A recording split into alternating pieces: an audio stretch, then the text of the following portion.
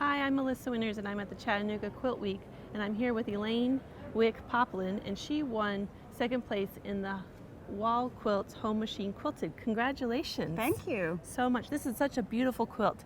How did you come up with or decide to do a whole cloth, or the design of the whole cloth? It was really a bucket list, one of those things I've always wanted to do. And so I found a Russian quilter just by trolling the internet who does amazing symmetric traditional Russian style quilting. And so I followed her, even though I can't read a word of what she says. And her photos are so good that I was able to figure out a way to create a symmetric design, such as the one you see that's done here in the center. And I made one just as a test, and I loved it. And so I decided, okay, I've got to do it bigger than that.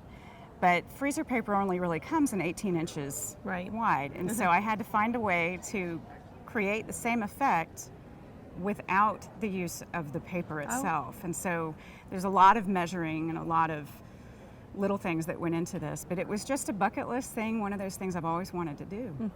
And so you started with the center. Yes. And then how did you branch out and figure out the rest of it once you got the center down? The first thing I did was mark out the regions. Okay. And I sewed down what I called the scaffolding around all of the regions, and then I would fill in the sections. And I did the center first, and then I'd get scared. And I'd put it in my closet and go do something easier for a while and let my mind percolate about how to do, how to fix the problem that I had come to. And so then I'd pull it back out and sit down in front of the TV with a ruler and a chalk pencil and glass of wine and draw, draw around the stem of my wine glass and draw symmetric, roughly symmetric designs in each of the regions, and then I'd fill them in when I had not had wine. There you go. But yeah. Now you didn't just use a wine glass though. There's other ways that you did measurements and stuff.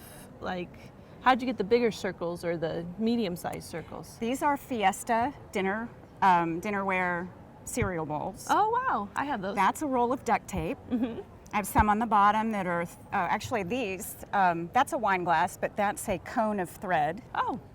So lots of round things. I mean, you have them all over your house. Right, so that helps a lot, doesn't it? Yes. Now, this is kind of a rainbow colored scheme. How did you decide which color went where, and how you got the colors to flow so well? I needed each section to have a color flow, but when I hit the boundary of a region, I could change as long as I changed to something either high contrast, so I could get like the blue to orange. I knew that would pop. So every time I changed a section, I would try to make sure that I had good contrast. And I tried to stay within a good color flow within that section. So this one, I was experimenting and decided to change color instead of just staying with one all the way through. But I tried to make it as subtle as I could. Sure. So that it would. Now, sometimes though, the color you chose didn't necessarily pop like you wanted it, so you had to go back and find other colors? Yes, the boundary on this one, I think there are 9 rows of stitching around that to get the right color, so it would come out. And then the filler was dark green. Well, it wasn't dark green, it was bright green, but on the black it came off dark green. And so I had to fill it in with a brighter turquoise to make it come up to the same level that the center had. That definitely worked for you. So yeah, but it's very thick right there. I bet it is. Now, how did you decide white versus black? Just because of the drama. Oh, okay.